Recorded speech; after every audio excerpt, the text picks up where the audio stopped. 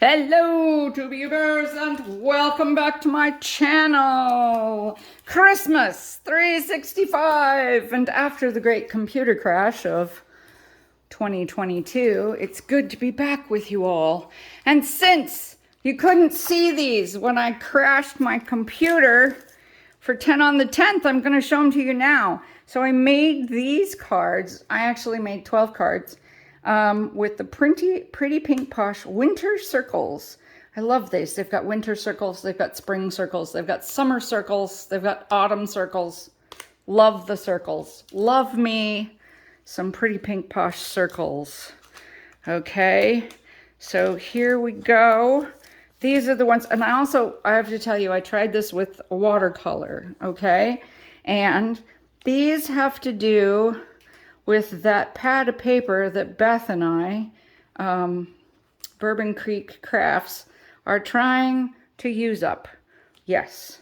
So let me see if I can get, there's 6, there we go. There are 6 different cards. So there's one set. And so this is actually a design from Kendra's card challenges, and it's from card challenge number 4, maybe number 5. Anyway, and I really like this design. So I said to myself, I'm going to keep that design in mind so that when I start to make more Christmas cards, I might start there.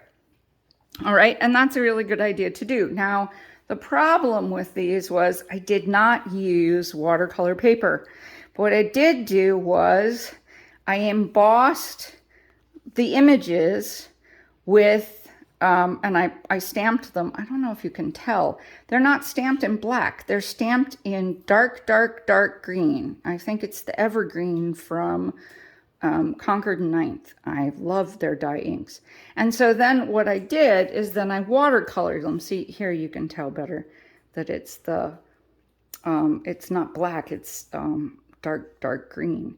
And so then after I stamped it, actually, honestly, what I did was I stamped it, then I stamped it again with embossing powder, with embossing ink, and then I put the clear embossing powder on it, and it came out really cool because I wanted to really watercolor this.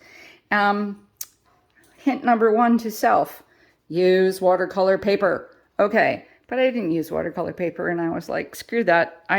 It didn't really make a difference until I started doing the backgrounds, and then the backgrounds came out funky. But you know what? I kind of like them anyway.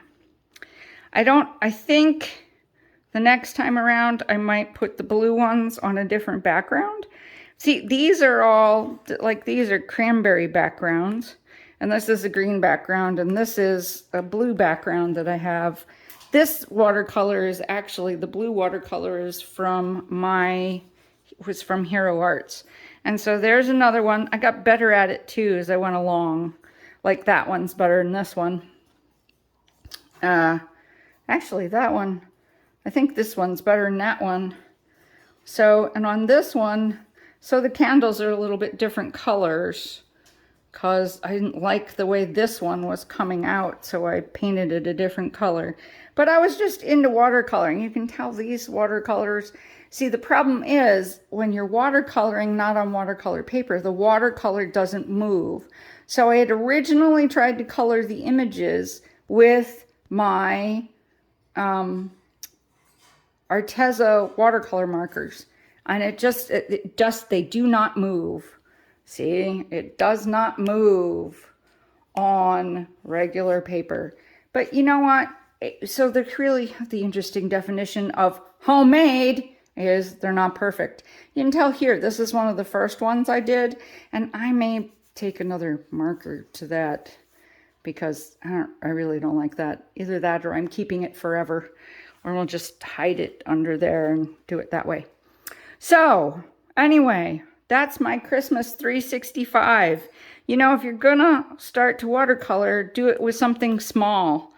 And there's all different ways you can get different patterns. I also really like Crafty Al, Alicia of Call Me Crafty Al, And her show us your sheet load, but Kendra's card challenge is also good because she gives you lots and lots of different ways to cut the papers. And she'll give you the measurements for each different card too. So anyway, that's my Christmas this month. And I hope you enjoy it. Remember to go see all the other people celebrating Christmas all year round. And I'll talk to you later. Bye.